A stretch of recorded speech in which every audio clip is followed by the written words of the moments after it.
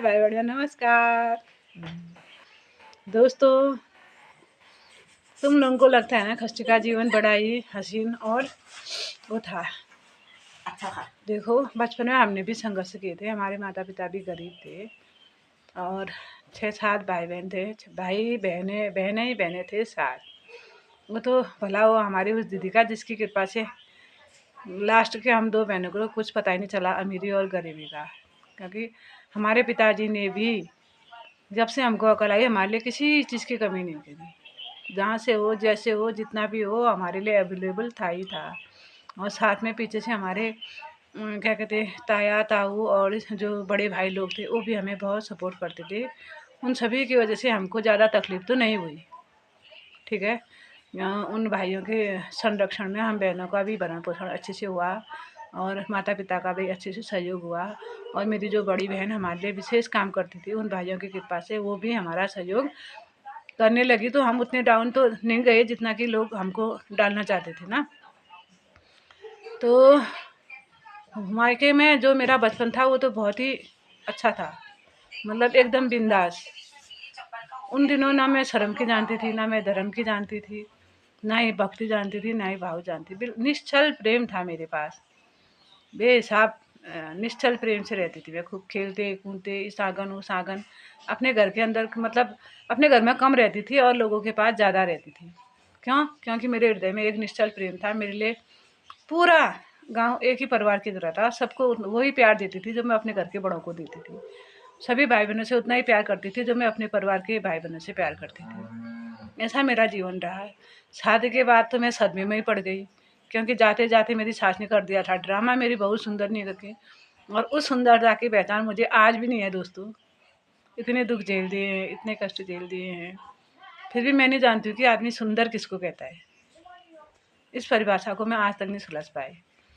और कम से कम 1 साल 1.5 साल में मेरी सास वापस आई। शादी के दिन चली गई थी, 1.5 साल बाद वापस आई।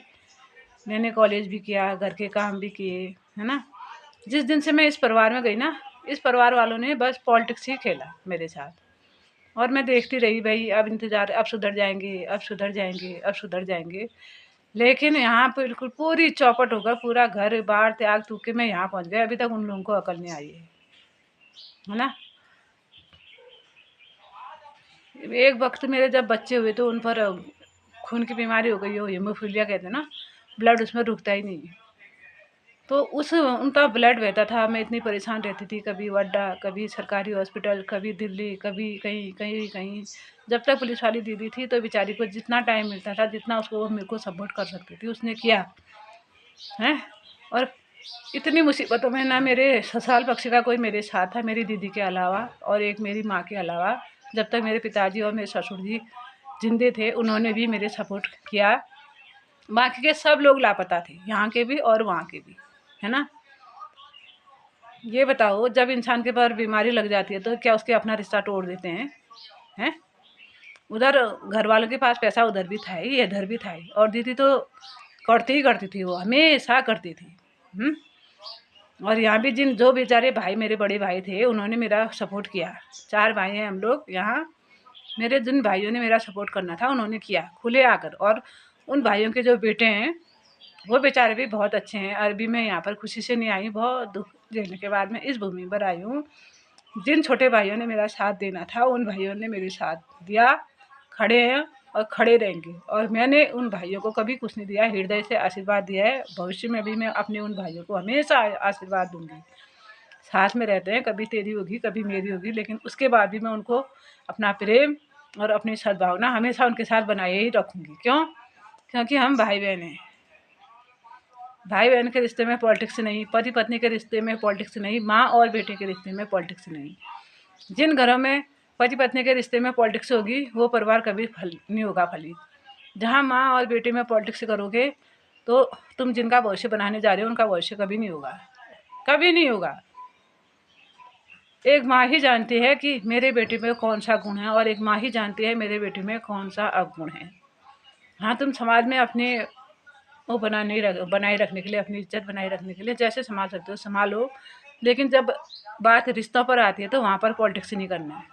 जो गलत है उसको वहीं पर डांटो, चाहे रिश्ता टूटे चाहे रह जाए, ठीक है ना। और जो गलत है उसका साथ हमको छोड़ना ही छोड़ना है, चाहे ससुराल हो चाहे मायके।